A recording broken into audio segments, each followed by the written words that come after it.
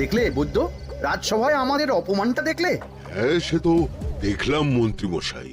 আমি তো বুঝতেই পারছি না যে গোপাল মহারাজকে কি মধু খাইয়েছে যে মহারাজ গোপাল ছাড়া চোখে অন্ধ।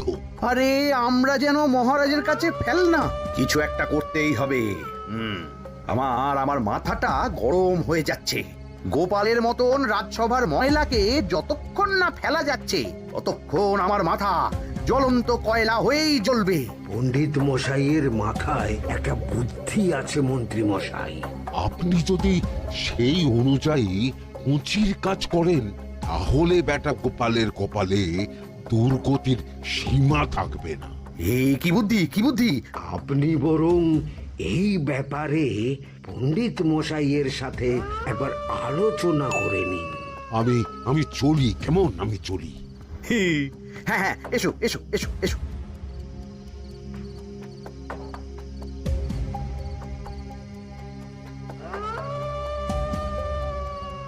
আরে ওই তো আমার বাঁ হাত ঘটা আসছে, বেটাকে দিয়ে একটা কাজ করাতে হবে। এ কি মন্ত্রী মশাই, আপনি এখানে দাঁড়িয়ে কি করছেন? এই একটা গুরুত্বপূর্ণ ব্যাপারে কথা বলছিলাম। একটা কাজ করতে পারবি? কি কাজ করতে হবে বলুন মন্ত্রী মশাই। আমাকে একটু ঠান্ডা জল, পাতিলেবু আর পুদিনার পাতা দিয়ে শরবত বানিয়ে খাওয়াতে পারবি? সেসব আমার ঘরে ব্যবস্থা করাই আছে। চলুন চলুন, আমার সাথে চলুন। হ্যাঁ হ্যাঁ, চল চল চল চল চল।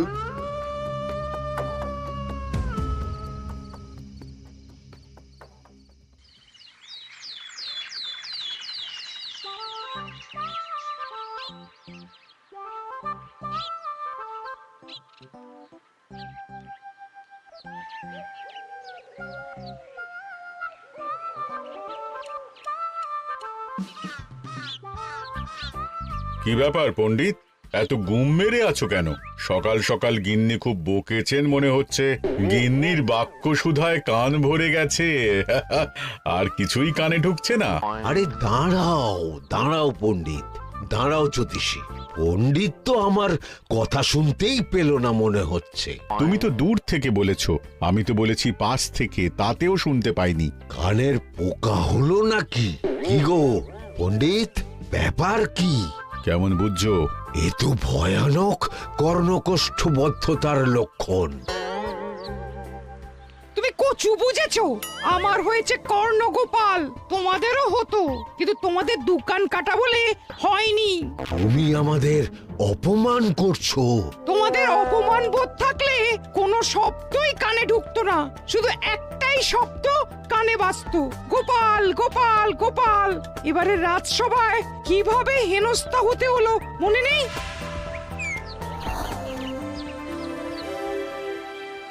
মহারাজ, একটা ভিক্ষা আছে। ভিক্ষার জন্য কৃষ্ণনগরের রাস্তাই সবচেয়ে উপযুক্ত জায়গা গোপাল, তুমি বরং সেখানেই যাও। মন্ত্রী, মন্ত্রী মশাই ঠিকই বলেছেন মহারাজ। যে যার নিজের জায়গা থেকে কথা বলে। কুকুর বলে ভৌ ভৌ, বেড়াল বলে মিউ মিউ, কাক বলে কা কা। মন্ত্রীর ভিক্ষার জায়গা কৃষ্ণনগরের রাস্তা, আর গোপালের ভিক্ষার জায়গা মহারাজ কৃষ্ণচন্দ্রের দুয়ার। বলো কি ভিক্ষা? বাড়িতে পুজো আছে মহারাজ, খরচা অনেক, কিছু ঋণ আবশ্যক। যদি 100 মোহর। ঋণ তোমাকে আমি দিতে পারবো না গোপাল। পুজো উপলক্ষে তোমাকে আমি 100 মোহর দিলাম। মহারাজ, আমিও ঠিক এই কথাটাই বলতে যাচ্ছিলাম। আমরাও তাহলে বাড়িতে পুজো করব। পুজোর জন্য আমাদের অনেক খরচ, তাই যদি... অবশ্যই অবশ্যই, কত ঋণের প্রয়োজন খাজাঞ্চির কাছ থেকে নিয়ে নিও, সুদটা আমি মাফ করে দিলাম। মহারাজ, গোপালকে দান আর আমাদের ঋণ? হ্যাঁ, কারণ তোমরা নিজেরা খাবে, কিন্তু গোপাল অন্যদের খাওয়াবে। গোপালের মতো মানুষের সঙ্গে থাকাই হলো রাজধর্ম। কিন্তু তাছাড়াও তোমরা হলে 80 যাই বেতন পাই দলের লোক। গত 1 বছরে তোমার কোন মন্ত্রণা দেশের কাজে এসেছে? পণ্ডিত কোনো নতুন তত্ত্ব শুনিয়েছে? জ্যোতিষী কোনো অমোঘ ভবিষ্যৎবাণী করেছে? আর বৈদ্য 3 বছর ধরে আমার হাঁটুর ব্যথা সারাতে পারেনি। কিন্তু গোপাল, গোপালের ভাঁড়ে হাস্যরসের কখনো অভাব হয়নি। মনে আছে? আছে। কিন্তু করার তো কিছু নেই। আছে। কিছু ভেবেছো নাকি পণ্ডিত? তোমাদের মনে আছে মহারাজ মোহর দেওয়ার পর গোপাল সেদিন বলেছিল, কি গোপাল, খুশি তো? মহারাজ, আপনি আমাকে এক মুঠো ধুলো দিলেও আমি খুশি। সেই ধুলো মুঠোই আমি সোনা মুঠো করে ফেলবো। মনে নেই আবার? একটু ঝেড়ে কাশো তো দেখি পণ্ডিত, কি ভেবেছো? যা হবে দেখতেই পাবে।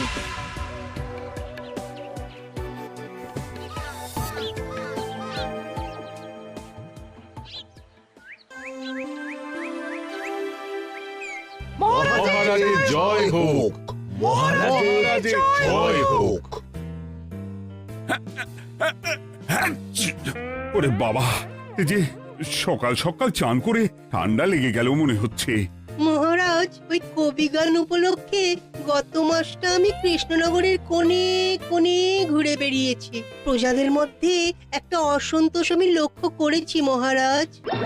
অসন্তোষ? আমি তো জানতাম আমার শাসনে প্রজারা সুখে আছে।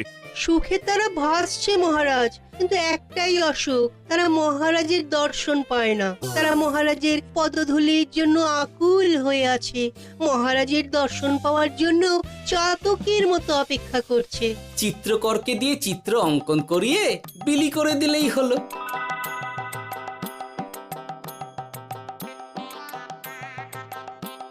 খুব ধুলো হয়েছে মহারাজ, কিন্তু এত ধুলো।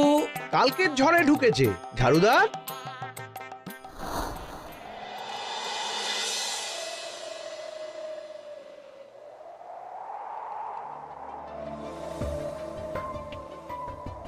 এই সুযোগ, রাজসভা ফাঁকা, এমন ঝড় যে পেয়াদারাও বাইরে নেই। কাজটা সেরে ফেল, বুঝলি? কিরে, কাজটা কর।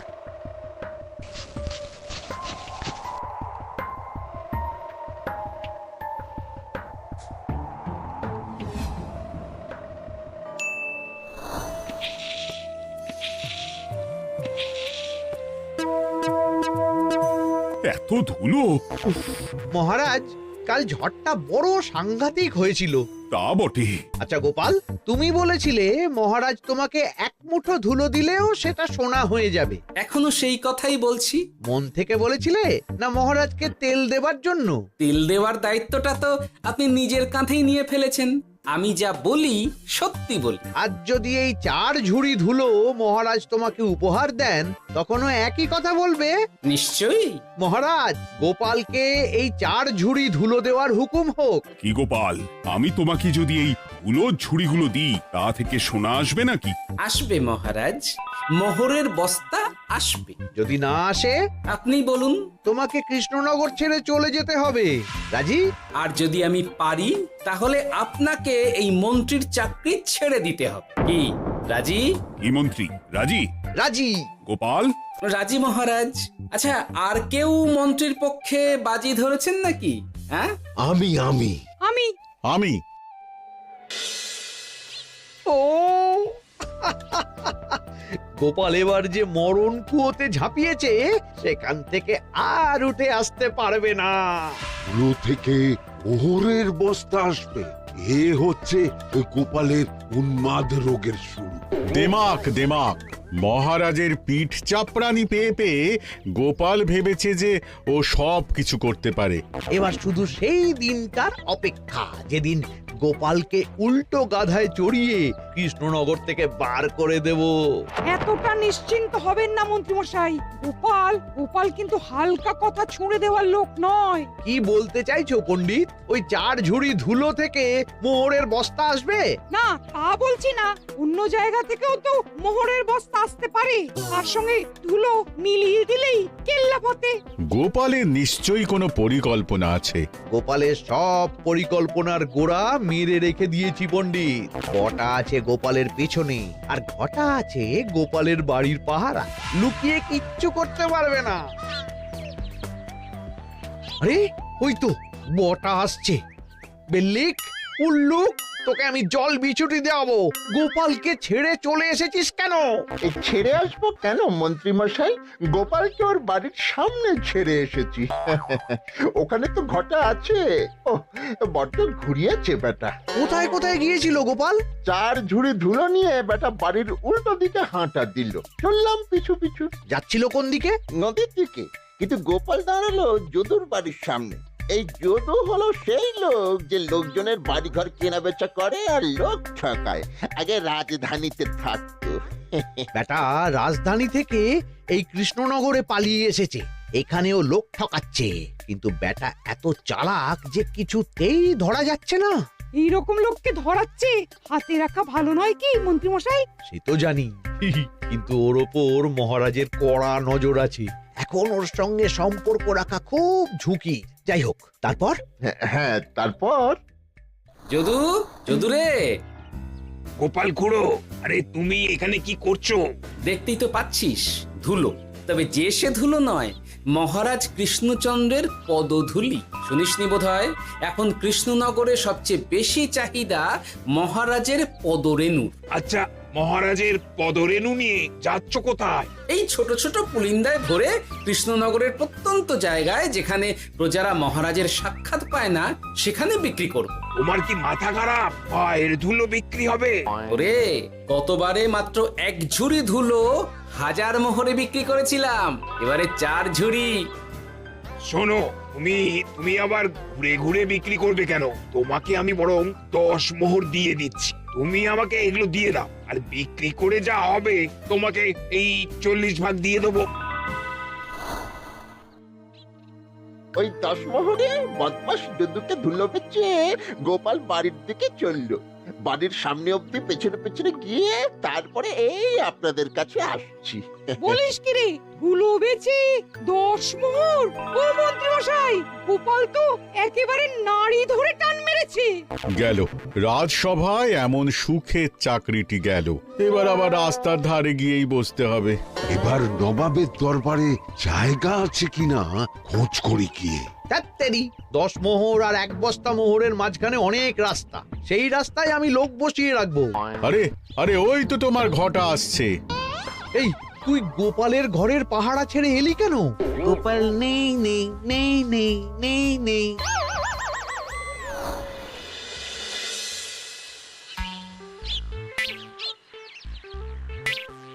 আরে, ভয় পেলি নাকি? না না না না না, ভয় পাবো কেন? শোন, তোকে পেয়ে আমার খুব ভালো হলো বুঝলি। তোকে আমার একটা কাজ করতে হবে। বলো বলো। আসলে বুঝলি, আমার না গিন্নিকে নিয়ে তার বাপের বাড়ি যাওয়ার কথা ছিল, কিন্তু হঠাৎ বিশেষ কাজে আমাকে খামবাজে চলে যেতে হচ্ছে। এখন আমি গিয়ে গিন্নিকে বললে বুঝতেই পারছিস কুরুক্ষেত্র হয়ে যাবে একেবারে। তাই আমি কাউকে খুঁজছিলাম যে আমার বাইরে যাওয়ার খবরটা আমার গিন্নিকে গিয়ে দেবে। তুই পারবি বাবা ঘটা? ওরে বাবা! আরে আরে আরে, ভয় পাস না, তোকে গিয়ে মুখে কিছু বলতে হবে না। এই নে, এই চিঠিটা আমার বউকে দিবি।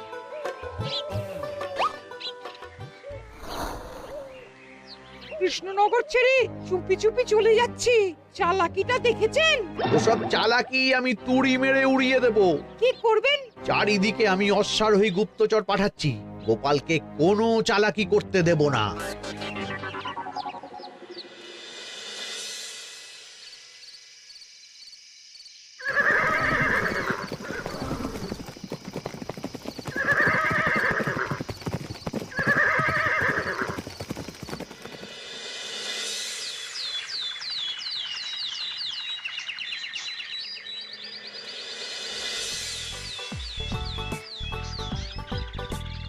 অং বং পিং পং।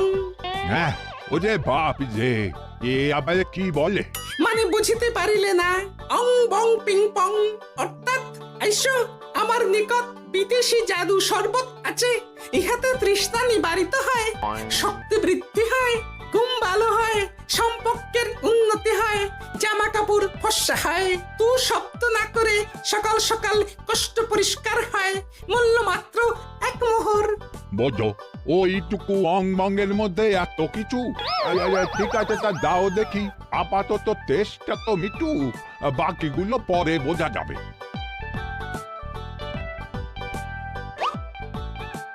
আহা বড় ভালো খেতে তো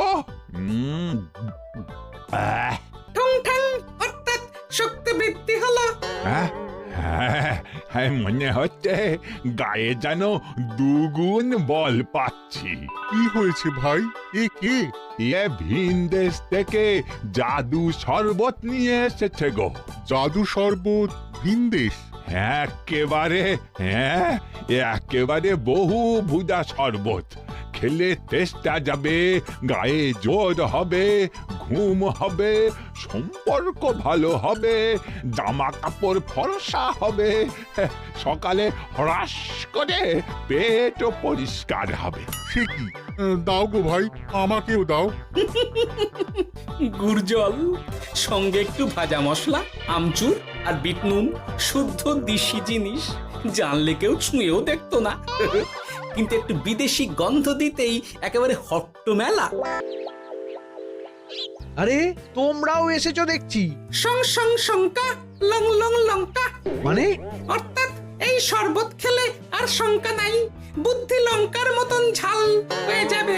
তারপর ডং ডং ডঙ্কা, টং টং টঙ্কা, ফাইন ফাইন, অর্থাৎ টাকা আসবে আমার কাছে।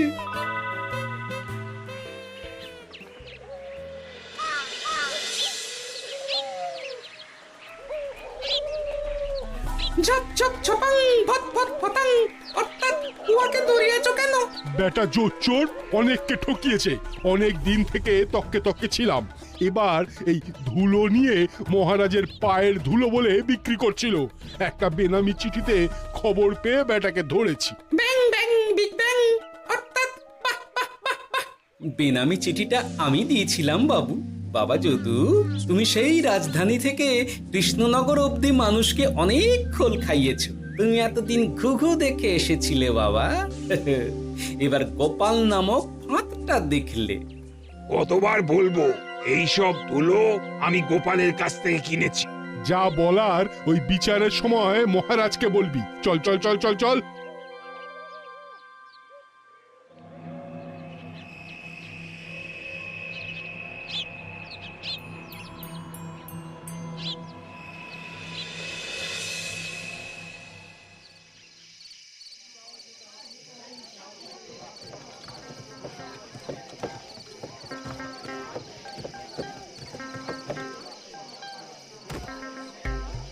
ঝন্টু মন্টু ননাংফু।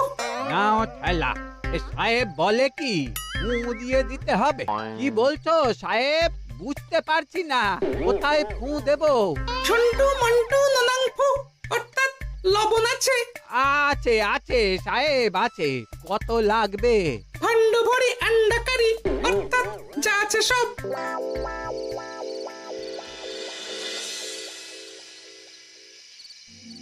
ব্যাস, মোটামুটি আশেপাশে সব দোকানের নুন এখন আমার জিম্মায়। এবার আসল মজা শুরু হবে।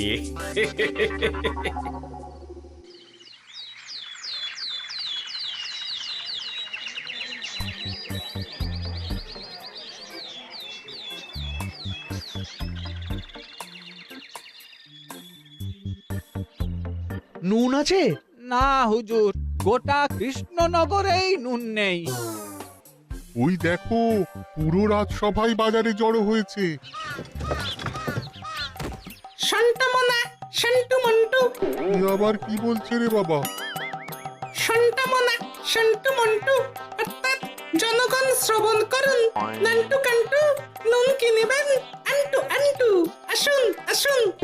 আমার আমার এক সের নুন লাগবে। শান্টু, অবশ্যই 100 লবণ 10 মোহর। 10 মোহর?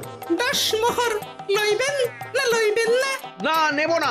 উত্তম উত্তম, গান্ডা পিণ্ডে ঢিসুম ঢিসুম, অর্থাৎ তাহা হইলে নুনের বদলে গৃহিণীর প্রহার ভক্ষণ করুন। আমাকে 1 সের নুন দিন। আমাকেও আমাকেও। নুন ছাড়া বাড়ি ফিরলে গিন্নি ঘর ছাড়া করবে আমাকে। শুনলাম কৃষ্ণনগর থেকে নুন উধাও। আছে মহারাজ, আছে। কৃষ্ণনগরের সব লবণ আমার নিকটে আছে। 110 মোহর। এত দাম? দাম তো হবেই মহারাজ। লবণ ছাড়া রান্না কেমন হবে ভাবিয়া দেখুন। ঠিকই বলেছ, রাজপাকশালেও তো রান্না বসেনি। 100 সেরের মতন রাজপ্রাসাদে পাঠিয়ে দাও। 1000 মোহর দিয়ে দাও।